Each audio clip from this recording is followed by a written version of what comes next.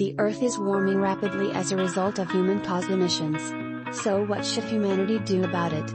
One of the more controversial suggestions is that we should simply prevent so much heat reaching Earth in the first place. Proponents of so-called solar geoengineering, such as tech billionaire Bill Gates, say techniques intended to block a portion of the solar radiation reaching the planet ought to be considered. Gates himself has put his money where his mouth is, backing a Harvard University experiment to look at the effect of spraying particles into the stratosphere to, in theory, create a global cooling effect.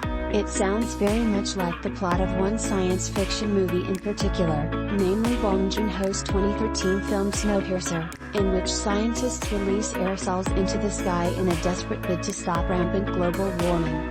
Let's just say the plan doesn't work out as intended. Now, concerned that science fiction could end up becoming science fact in all the wrong ways, an international coalition of researchers and campaigners has called for an end to solar geoengineering plans.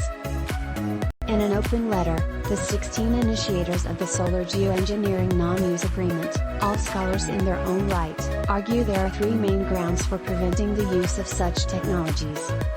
First, they point to the unknown risks. Deploying solar geoengineering tech could backfire, potentially catastrophically.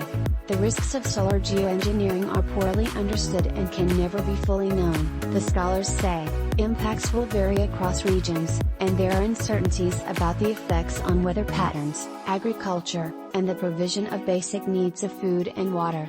Next, they say, the technologies could be used by governments or corporations to prevent work on other, less risky methods to combat. The speculative possibility of future solar geoengineering risks becoming a powerful argument for industry lobbyists, climate denialists, and some governments to delay decarbonization policies, the authors write.